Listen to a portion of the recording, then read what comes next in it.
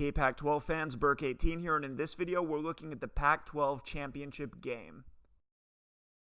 As we all know by now, Oregon rolled in this game, and the thing that surprised me the most was how they really took it to Utah's defense. In this video, I'm going to look at how the Ducks' passing game was able to beat the Utes for some big plays, but if you're curious about how they also racked up 239 yards on the ground, I've got a full breakdown of that over at Burke18.com. But for now, let's look at the passing game. Oregon didn't put up huge numbers through the air against the Utes, and in fact, they didn't even break 200 yards.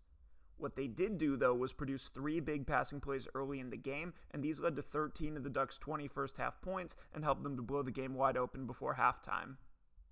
To understand Oregon's passing game, we first need to look at the Utes' pass defense. Here's Oregon's first big play of the game, and Utah's in a pretty standard look, playing their base 4-2-5 front. In coverage, they're running cover 1, which is a man coverage with a single high safety playing in the deep middle of the field. This play comes on a 2nd and 1.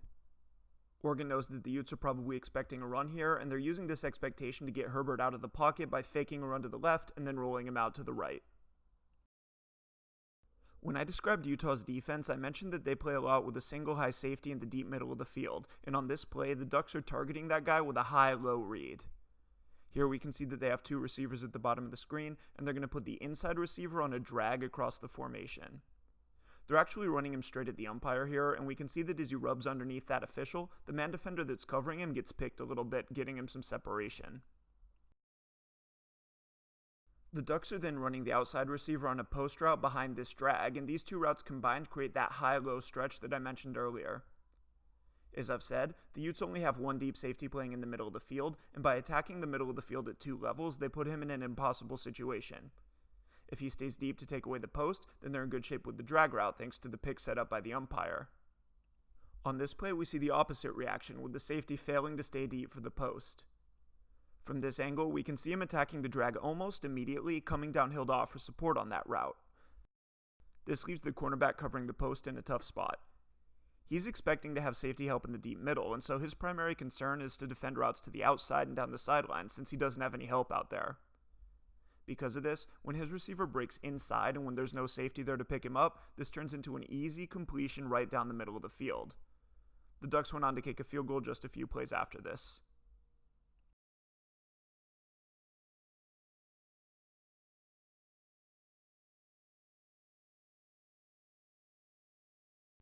On that play, we saw the Ducks get a big completion by attacking Utah's deep safety with a high-low read.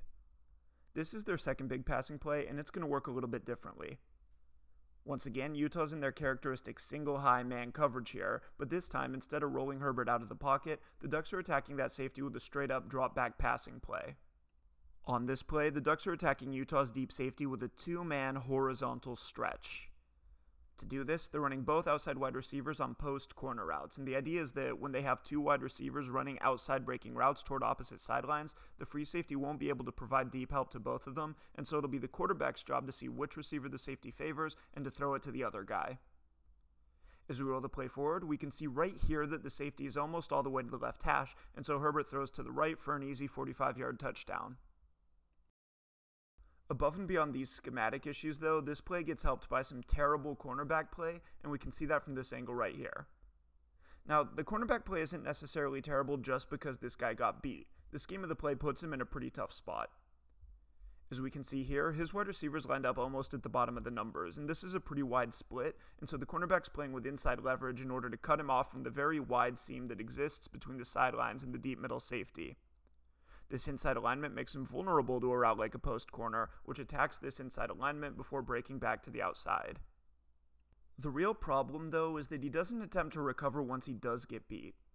If I could only see the cornerback's reaction to this route, then I'd actually assume that he had safety help behind him, because once his receiver breaks outside, he sits like he's playing in a zone. It's obvious from everything leading up to this point, though, that this isn't his own coverage and that there's definitely no safety help over the top, and so I think he just must have frozen mentally once his receiver made a double move. As a result, he didn't give himself a chance to recover, and this became a much easier touchdown than it should have been. Now, any time that a play is that successful, the temptation's there to return to it again, and the Ducks did less than 5 minutes later. We can't see him here, but on this play, Utah's again playing a single high man coverage with a free safety in the deep middle of the field, and the Ducks are again attacking with a two-man horizontal stretch by running both wide receivers on corner routes. On this play, Utah's cornerbacks are playing with an entirely different leverage situation, and as a result, this ends up being a much tighter play. Remember that on the last play, Oregon's wide receiver was lined up almost at the bottom of the numbers, and as a result of this, his cornerback was playing with inside leverage to take away the seam, and that made him vulnerable to outside cuts. On this play, by contrast, both receivers are relatively close to the core of the formation. This leaves them with a lot of room to the outside toward the sidelines, and so Utah's cornerbacks are playing with outside leverage, denying their receivers access to the sidelines and forcing them inside to their safety help in the middle of the field.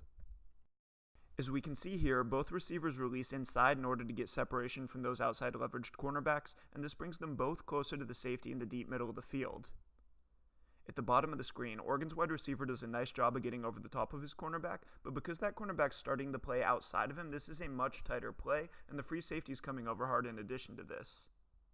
With this throw, Herbert reminds us why he's been evaluated so highly by draft prognosticators, and his wide receiver does a lot to help him out as well by going up over the top of his DB for a pretty spectacular catch and a 33-yard completion.